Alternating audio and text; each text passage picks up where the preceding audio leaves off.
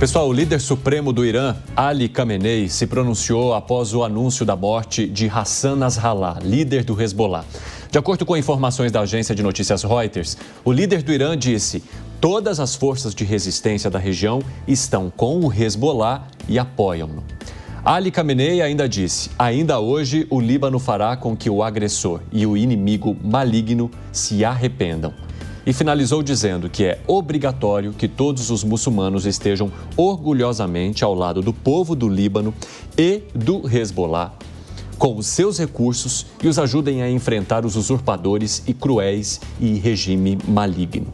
Eu quero conversar então agora, para nos ajudar a entender melhor essa história, com a professora, doutora e mestre em Relações Internacionais na Universidade de Sorocaba e do IBMEC, a Karina Calandrin. Professora, seja muito bem-vinda. Prazer conversar contigo aqui no Jornal da Manhã. A gente tem agora um recado direto do Irã, depois de um recado que foi dado também ali na ONU pelo primeiro-ministro Benjamin Netanyahu. De que maneira que você acredita que isso pode levar a uma escalada muito preocupante dessa tensão e desse conflito? Bom dia. Bom dia, obrigada pelo convite. Bem, agora é o momento crucial desta guerra. É o que pode definir se teremos uma guerra total, que já vem sendo anunciada, ou se as tensões irão diminuir. Isso porque vai ser a resposta do Irã, juntamente com a resposta do Hezbollah, que vão indicar esse tom de escalada do conflito.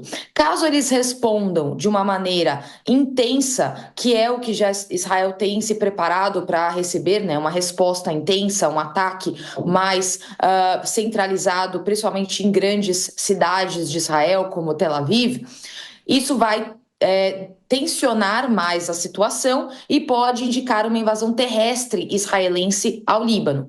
Então, esse é o ponto crucial. Agora nós vamos ver se a guerra vai escalar para a guerra total ou não. Dependendo de como acontecer, se eles continuarem com ataques ainda localizados, como vem acontecendo, então o Hezbollah lançando ataques pontuais, enviando mísseis, como eles vêm fazendo, apesar de Israel ter intensificado seus ataques, então, provavelmente o conflito ele vai continuar da forma como está agora. Não vai escalar para um conflito mais grave.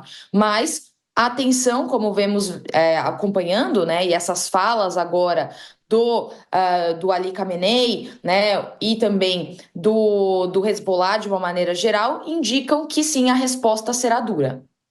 Professora, se a liderança, foi desmantelada ali do grupo, como que fica a coordenação deles? Quem é que vai assumir a liderança? Já pode se dizer que, então, o Irã assumiria essa liderança? Também haveria a participação de outros países, como Estados Unidos? E, de fato, esses dois atores teriam interesses em participar do conflito nesse momento? Bem, o Hezbollah, ele é um grupo que eles já têm uma coordenação para realmente receber esses ataques e conseguir se organizar frente a isso. Então, apesar da morte do líder, eles já têm indicação de outras pessoas que podem assumir a liderança, Então, já é indicado pessoas que vão assumir essa liderança, ainda não foi anunciado oficialmente, mas isso vai acontecer em breve. Eles já têm ali todo uma linha de hierarquia indicado. Então, assim, não é algo que vai... obviamente, é um momento muito crítico para o grupo, é um momento também de uma humilhação grande que o grupo está passando, mas eles têm uma organização interna que possibilita, hierarquicamente, uma nova liderança assumir esse posto. Então, não é algo que representa o fim do grupo e dificilmente o Irã assumiria esse posto de liderança. Eles têm uma organização interna que possibilita que novas lideranças assumam agora esses postos que foram desocupados. Então, é isso que devemos agora, nas próximas horas, ter uma indicação de quem será a nova liderança do Hezbollah, e eles já devem, com certeza, ter alguém indicado a isso. Professor, antes de passar para os nossos comentaristas, eu quero trazer uma informação e repercuti-la contigo também. A gente acompanhou muito das imagens ali das destruições provocadas por esses ataques agora feitos por Israel contra o Líbano, principalmente ali na capital Beirute. E o Alto Comissariado da ONU para os Refugiados disse neste sábado que mais de 50 mil pessoas fugiram do Líbano para a Síria por conta desses bombardeios. E mais de 200 mil pessoas estão deslocadas dentro das fronteiras do Líbano. De que maneira que a senhora entende que a escalada desse conflito pode mexer agora com essa movimentação de pessoas que hoje estão no Líbano e que devem procurar algum tipo de refúgio nos países vizinhos? De que maneira que isso vai impactar também toda aquela região? Sem falar a quantidade de brasileiros também que tem ali, né? Sim, o impacto será muito grande, né? Como já vemos esse número de pessoas que já se deslocaram, isso porque os ataques, né, de Israel têm se localizado principalmente nas regiões que concentram a população muçulmana xiita no Líbano, que são os redutos do Hezbollah. Então, essas pessoas têm sido as principais afetadas pelos ataques e que têm, então, buscado refúgio, tanto internamente no Líbano, quanto agora nos países da região. Temos que lembrar que a Síria já passou por uma crise de refugiados muito grande também, fruto da sua guerra civil, que não terminou, guerra iniciada em 2011, então ela vive também um contexto interno muito delicado, que não estaria, né, propensa a receber também refugiados neste momento. Então, essas pessoas que estão migrando para a Síria provavelmente devem buscar um terceiro lugar para se refugiar, visto que a Síria não teria condições de receber refugiados neste momento. Vai lá, Cássio. Professora, você disse já há uma conjectura que a guerra acabe escalando diante do cenário atual. Eu queria acrescentar um elemento nessa discussão, que são as eleições norte-americanas. Você acha que, a depender do resultado das eleições norte-americanas, a atuação da OTAN e de outros países pode ser mais contundente? Ou você acha que os Estados Unidos, independentemente do resultado, manterão certa distância, certo distanciamento em relação a este conflito? Eu acredito que as eleições terão um impacto e, independente do resultado, eu acho que terão, na verdade, uma atuação mais direta, porque tanto Donald Trump quanto Kamala Harris têm uma postura mais dura em relação à segurança comparada a Joe Biden. Então, Joe Biden que tem essa postura mais de distanciamento em questão de segurança em relação ao Oriente Médio, né? Tanto Kamala Harris quanto Donald Trump têm uma postura mais dura frente a isso. Então, eu acredito que as eleições terão um impacto, sim, e independente do resultado, a postura dos Estados Unidos será mais presente, né? Eles terão uma presença maior neste conflito e tentando impedir, acho que no momento pré-eleitoral, eles estão tentando de qualquer maneira impedir que esse conflito escale, né? Isso é evidenciado pela movimentação que os Estados Unidos têm feito com Israel para tentar forçar um cessar-fogo, mesmo que temporário, né? A proposta de 21 dias de cessar-fogo foi apresentada para o governo israelense, que foi negada. Então, os Estados Unidos têm atuado de maneira a impedir a escalada do conflito, o que não tem funcionado. Mas, após as eleições, uma postura mais, conforme o conflito continuar até lá, né, o que veremos, na verdade, é uma postura mais dura dos Estados Unidos na região, tentando impedir o Irã de ter uma presença maior e vitórias maiores do ponto de vista, né, dos seus objetivos estratégicos no Oriente Médio. Vai lá, Diogo. Professora Karina, uma satisfação poder conversar um pouco com a senhora aqui e esclarecer algumas dúvidas. Me parece que conforme o mundo vai lembrando quem era esse Hassan Nasrallah, se é que se pronuncia dessa maneira, que entre muitas barbáries que cometeu, foi ele quem comandou o maior ataque terrorista no hemisfério sul, que foi em Buenos Aires, naquele ataque 30 anos atrás, desde então fazendo tudo isso. Será que o mundo, de ver tudo isso acontecendo, ver quem ele é e ver que o principal líder do Irã apoia totalmente esse homem recém-morto e diz que Israel vai pagar por ter matado um terrorista tão notório, será que o mundo vai começar a perceber que o Irã realmente é a parte mais nociva dessa guerra e que deve ser combatido, e isso possa enfraquecê-lo, pelo menos politicamente?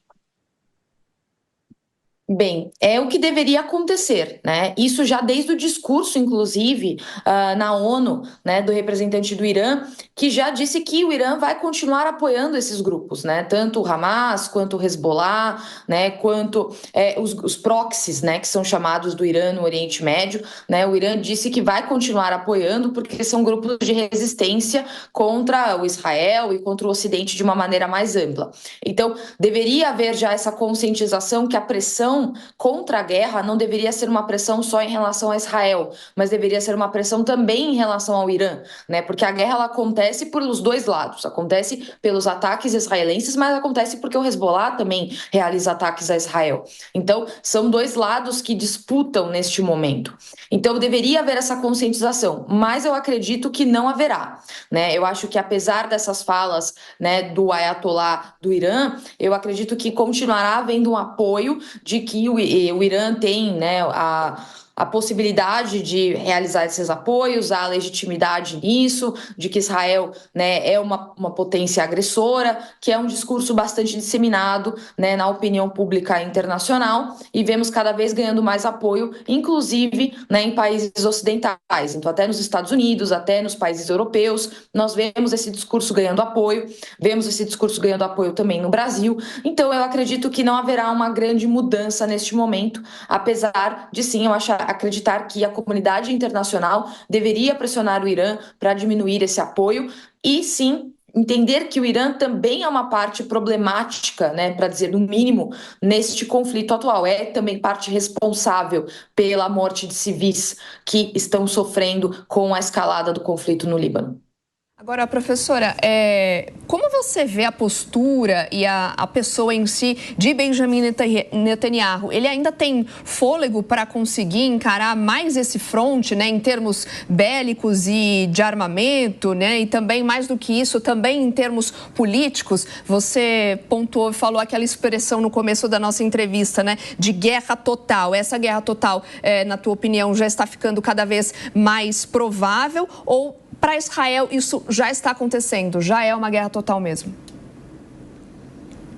Não, ainda não é uma guerra total, né? Eu acho que se tornaria uma guerra total com a invasão terrestre, que Israel tem se preparado para isso, né? Reservistas já foram convocados, movimentações já foram feitas próximo da fronteira com o Líbano, tudo para se preparar para uma invasão terrestre que ainda não foi autorizada. Do ponto de vista de Netanyahu, ele visa, né, que essa guerra aconteça de uma forma também de divergir do conflito de Gaza, né? Nas últimas semanas nós vimos, né, uma pressão muito grande sobre ele, né, exatamente em relação aos reféns israelenses que estão na faixa de Gaza, né? A opinião pública tem cada vez mais pressionado Netanyahu, né? A opinião pública em Israel pressionado cada vez mais Netanyahu por um acordo em relação aos reféns, para que os reféns sejam resgatados, né? 6 corpos de reféns foram enviados a Israel no último mês. E isso fez com que a opinião pública pressionasse ainda mais, então a popularidade de Netanyahu decaísse ainda mais, que já não é alta, né? Então a popularidade dele já está muito em baixa por conta, né, da situação da guerra em Gaza. Então é uma forma também de divergir da guerra em Gaza, essa guerra agora no Líbano. Então é uma forma que ele encontra de aumentar o seu apoio frente à opinião pública e garantir que ele se mantenha no poder. Do ponto de vista bélico e econômico, a economia israelense tem sofrido muito com a guerra em Gaza e tende a sofrer mais com a guerra no Líbano. Por isso que Israel depende do apoio dos Estados Unidos, apoio que também tem diminuído por conta do cenário eleitoral nos Estados Unidos. Nesse momento, uma presença maior dos Estados Unidos no Oriente Médio pode afetar um resultado nas eleições, seja para qualquer dos lados que estão disputando, mas principalmente para Kamala Harris, que é a candidata indicada do atual presidente Joe Biden. Então, isso pode, né, representar para eles uma perda e por isso que eles querem evitar que o conflito se escale no Oriente Médio. Com isso, Netanyahu tenta jogar nessa frente, mas é muito perigoso porque numa guerra, né, em geral não se escolhe abrir um fronte a mais de batalha, né? E porque é perigoso dividir a força, né, que já está concentrada em um lado, abrir a força para o outro lado. Mas é uma escolha que Netanyahu tem feito de uma forma de se manter no poder e aumentar a sua popularidade.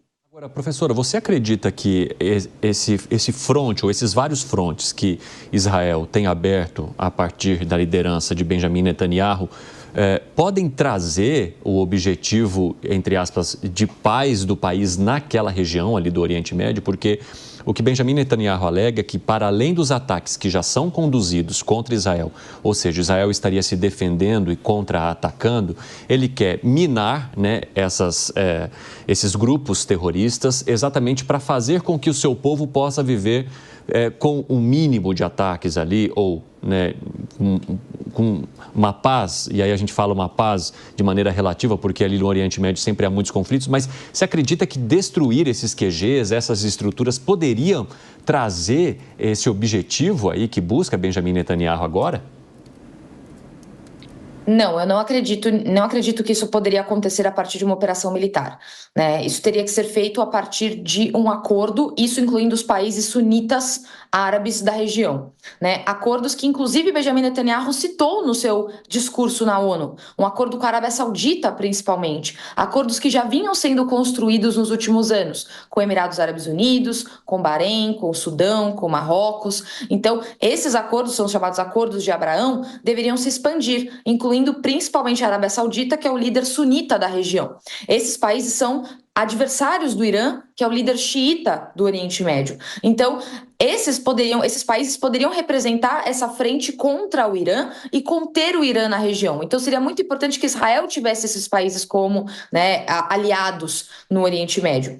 Além disso, a criação de um Estado palestino e o fortalecimento da Autoridade Nacional Palestina, que é pacífica, que há muito tempo, a partir dos acordos de Oslo, abriu mão da luta armada, abriu mão do terrorismo, poderia enfraquecer o Hamas politicamente e militarmente, possibilitando, sim, de fato, uma paz e uma tranquilidade para os israelenses. Como já vimos em outras operações militares que Israel já desempenhou, é muito difícil eliminar completamente esses grupos. Eles têm uma capilaridade muito grande. Quando um líder é eliminado, outro assume o lugar. Então, é muito difícil pensar na eliminação completa por vias militares desses grupos. Israel já enfrentou o Hezbollah em outra guerra, em 2006, o que não fez com que o grupo se enfraquecesse. Pelo contrário, ele se fortaleceu, como vemos hoje, e Israel está enfrentando novamente o Hezbollah em uma guerra. Então, apesar de, por um princípio, Israel poder e ter o direito de se defender, é muito difícil atingir esses objetivos apenas pela via militar. É necessário pensar na via diplomática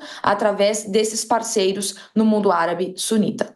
Falando sobre esses ataques, essas imagens que vocês acompanhavam são imagens ao vivo ali da capital Beirute, no Líbano, que sofreu 140 ataques conduzidos pelo exército israelense, justamente segundo as forças de Israel, para detonar os QGs e toda a estrutura montada pelo Hezbollah em parte da cidade ali de Beirute. Aliás, um general do alto escalão da Guarda Revolucionária, que é o exército ideológico do Irã, morreu também num desses bombardeios israelenses, ao lado do líder do movimento islamista libanês do Hezbollah, que é o Hassan Nasrallah, que a gente contou para vocês agora há pouco. Eu vou abrir mais uma rodada aqui de perguntas. Vai lá, Cássio, por favor.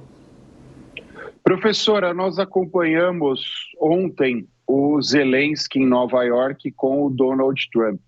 Eu vou fugir um pouquinho desse conflito no Oriente Médio, vou um pouquinho mais para o lado ali. Em relação ao conflito Rússia-Ucrânia, você acha que há uma perspectiva de término, de encerramento do conflito nos últimos tempos, ou, assim como a questão do Oriente Médio, a tendência é que ele se prolongue ainda com consequências gravíssimas para a humanidade? Eu acredito que a tendência é se prolongar, né? Donald Trump afirma, né, que conseguiria resolver o conflito, né? Caso seja eleito, ele conseguiria resolver o conflito de uma maneira rápida, mas é muito difícil prever que isso poderia acontecer. Isso porque houve agora uma escalada do conflito do outro lado. A Ucrânia conseguiu invadir territórios russos, né, e conseguiu, né, até tomar cidades russas, né, em território russo, o que faz com que a Rússia também crie agora uma frente maior de conflito e se entenda como também agredida de uma maneira mais direta pela Ucrânia, o que faz com que o conflito também se escale.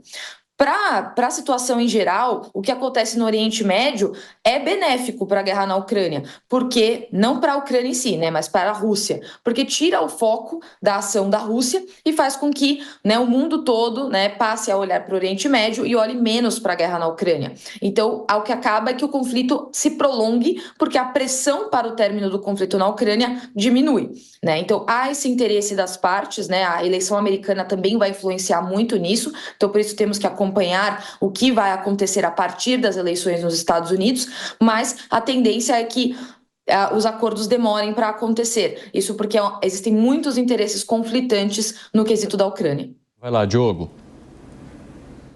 Professora, o Líbano é um país de uma história maravilhosa. Muitos libaneses que vivem aqui no Brasil contam das belezas daquele país. E ele parece estar perdido, especialmente militarmente, não tem força e acabou se deixando entregar pelo comando do Hezbollah. Existe a possibilidade, eu sei que em teoria, claro, tudo é possível, mas existe a possibilidade minimamente prática de o governo do Líbano pedir ajuda de forças internacionais para que entrem elas no Líbano de maneira, digamos, pacífica ou menos ofensiva e desarmem o Hezbollah e ajudem aquele país a se reorganizar? Ou isso é só um sonho infantil? Bem, o Líbano já passou por uma intervenção externa no passado, né, com forças da ONU, né, da Unifil, uma operação da ONU que foi estabelecida no contexto da Guerra Civil Libanesa. Então, isso já aconteceu no passado. Acho difícil que leve a um desarmamento do Hezbollah. Isso porque o Hezbollah tem um apoio interno também significativo, principalmente do secto xiita dentro do Líbano, né? O Líbano ele é um país sectário, é importante considerar isso. Isso não é um demérito ao Líbano, é só uma realidade do país, né? O Líbano é um país riquíssimo do ponto de vista, né, histórico, cultural, mas é um país que tem as suas realidades locais, diferente de outros países, né, que conhecemos, e, por exemplo, o Brasil. Então, ele é um país que se divide em grupos, né, sectários. Então, temos, né, os muçulmanos sunitas, temos os muçulmanos xiitas, temos os cristãos. Então, há grupos, né, separados e que vivem em áreas separadas. E tem as representações políticas separadas dentro do governo, né? Há um acordo, né, vamos dizer assim, um acordo de representação igualitária dentro do governo libanês. Dessa forma, os xiitas, né, têm uma representação muito grande do Hezbollah, não unicamente do Hezbollah, mas principalmente. E, historicamente, os xiitas também sempre foram marginalizados dentro da política, dentro da sociedade libanesa. Então, por isso que o Hezbollah também conseguiu se fortalecer, porque foi uma representação forte para os xiitas e também serve de um apoio assistencialista. Eles têm hospitais do Hezbollah, têm escolas do Hezbollah. Eles também fornecem um serviço social para a população xiita. Por isso que é um grupo complexo. Eles têm um braço político com representação no parlamento, eles têm um braço armado que faz terrorismo. Então é um grupo complexo. É difícil pensar numa completa desmobilização do Hezbollah dentro do Líbano, porque eles conseguiram, através dessa capilaridade, exercer bastante poder e representatividade dentro do governo libanês. Então, é possível, imagino que dependendo de como a situação escalar, ter uma influência externa por conta, né, desse histórico, mas difícil pensar em uma completa desmobilização do Hezbollah. Professora Karina Calandrin, muito obrigado por conversar conosco. As portas estão sempre abertas por aqui. Muito obrigada. Bom dia. Bom dia, até a próxima.